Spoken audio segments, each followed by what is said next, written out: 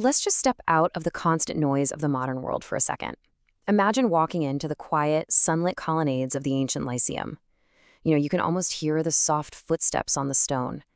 In this explainer, we're really going to ask you to slow down. We're looking at a fundamental observation made by Aristotle thousands of years ago, and it's a concept so profound that it hits right at the exact frustration so many of us feel today. It's about a specific word, hexis, and the massive bridge between what we know and who we actually are. So Aristotle made this absolutely brilliant distinction. First off, you have knowing what is good. Now, this is purely intellectual, right? Think of the student who sits in a lecture hall, takes immaculate notes, nods along in perfect agreement, and then just walks away completely unchanged. But then there is being good, or as the Greeks called it, hexis. And this isn't just about reciting facts. It's literally a condition of the soul. It's that student who takes the teaching and actually walks it into their daily practice, letting it completely change their very nature. Section 1. Aristotle and the Gap, the Modern Seeker's Dilemma. Now, this gap perfectly captures the dilemma of the modern adult. You are likely someone who has relentlessly sought out the right information. You've read the books. You've listened to the deep, profound lectures. You possess this vast, really substantial amount of intellectual knowing. And yet, there's this lingering, quiet frustration. You're holding the map right there in your hands, but you just aren't moving on the actual terrain. So I want you to ask yourself a deeply uncomfortable question. Are you doing what you know? Just take a breath and really let the weight of that reality sink in for a second. You already have the knowledge. You know the exact habits, the exact routines, the exact choices that represent the good. That slight discomfort you might be feeling right now, that is the exact gap we are exploring today. Section 2. The definition of hexis, beyond intellectual understanding.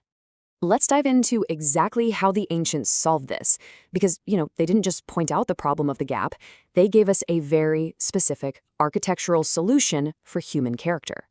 Aristotle defined hexis as the developed condition of the soul that comes only from repeated action across years.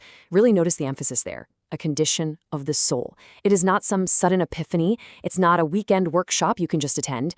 It is the slow, highly deliberate process of a student becoming something entirely new over time, forged exclusively through repeated action. And honestly, this brilliantly illustrates our current state. On one hand, you have substantial knowing. You know exactly what you should be doing, and your intellect is fully fed, maybe even overfed at this point. But on the other hand, you have an underdeveloped hexis. The condition of the soul remains stunted, simply because the action just hasn't been taken. The knowledge hasn't been walked into reality. So here is the hard truth. The gap between knowing and being is not addressed by more knowing.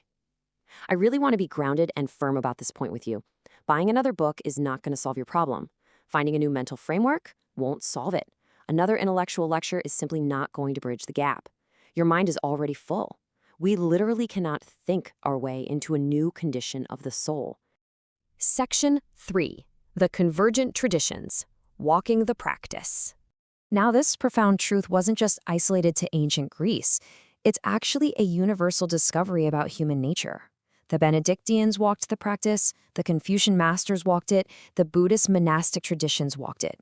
Across completely different centuries and across totally different continents, these traditions relied so heavily on the imagery and honestly the physical reality of walking the rituals daily, step by step, action by action. These traditions converged on exactly what Aristotle named. Just think about the magnitude of that for a moment. Vastly disparate groups of human beings, separated by thousands of miles, different cultures, and entirely different eras, all arrived at the exact same structural solution for the human soul. They all universally recognized that intellectual understanding by itself was completely insufficient. Section 4. The Structural Practice, Solving the Gap. So if you know what to do and you simply have not been doing it, this is how we finally cross that bridge from the intellect to the soul. The law of repetition. It is the structural practice spanning across years. Not just a few days or a couple of weeks, but years. It's the steady, unglamorous, unbroken chain of doing. This is the profound, revealed secret that fundamentally bridges the gap.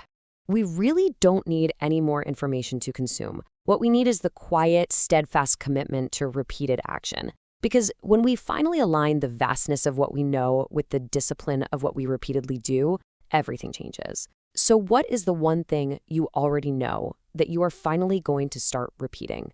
This is our human blueprint.